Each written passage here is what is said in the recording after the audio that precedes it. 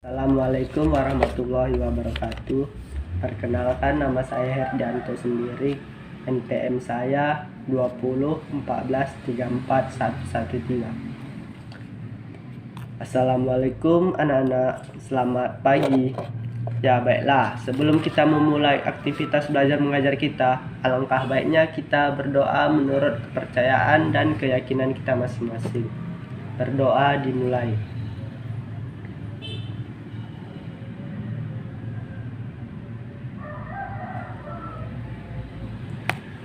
Berdoa selesai. Nah, baiklah. Pembahasan minggu lalu kita sampai di mana sudah?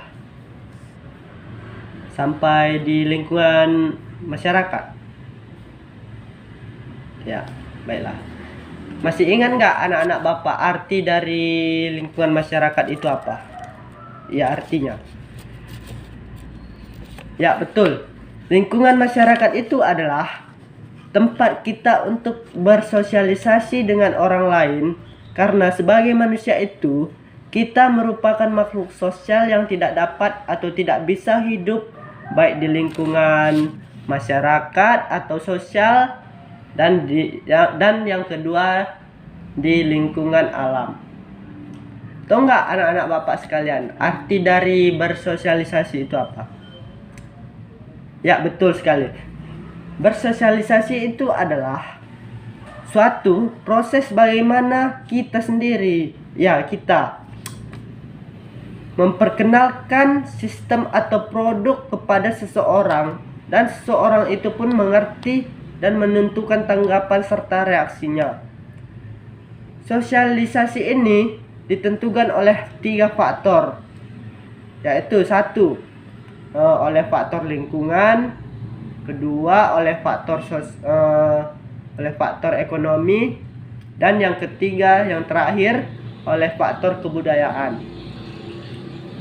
Selain itu, lingkungan masyarakat merupakan lembaga yang ketiga setelah lingkungan pendidikan di keluarga dan di lingkungan pendidikan di sekolah.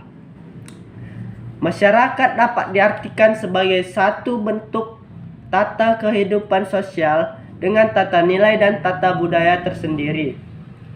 Nah, dapat kita simpulkan bahwa masyarakat itu adalah wadah dan wahana pendidikan.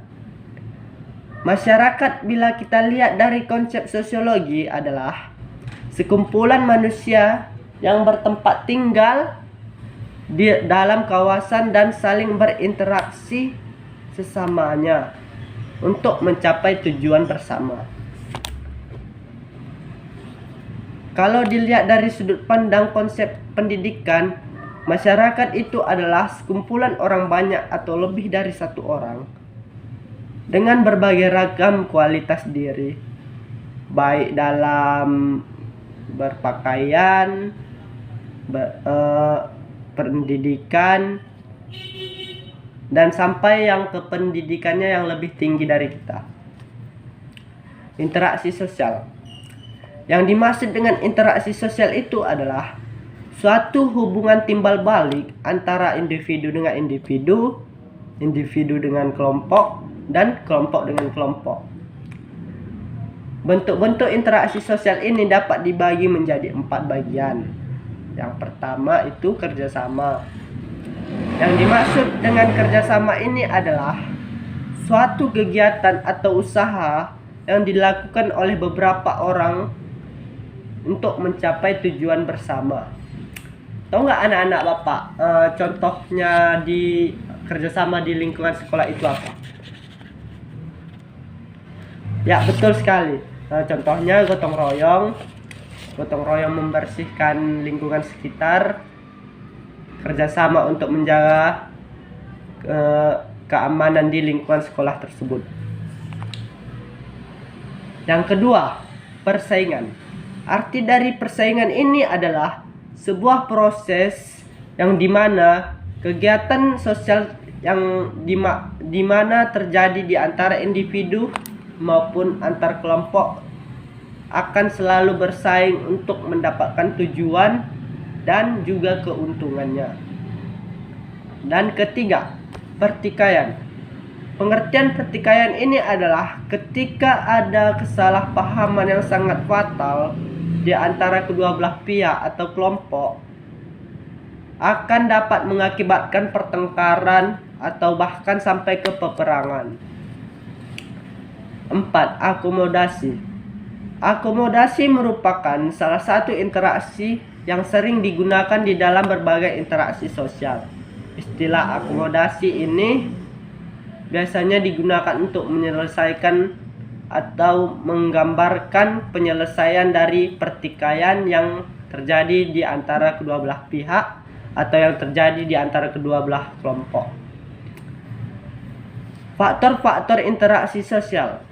Faktor-faktor interaksi sosial ini juga dapat dibagi menjadi 4 bagian. Yang pertama itu imitasi.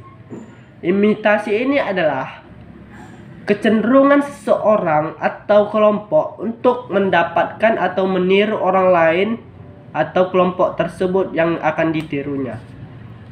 Dan kedua, sugesti.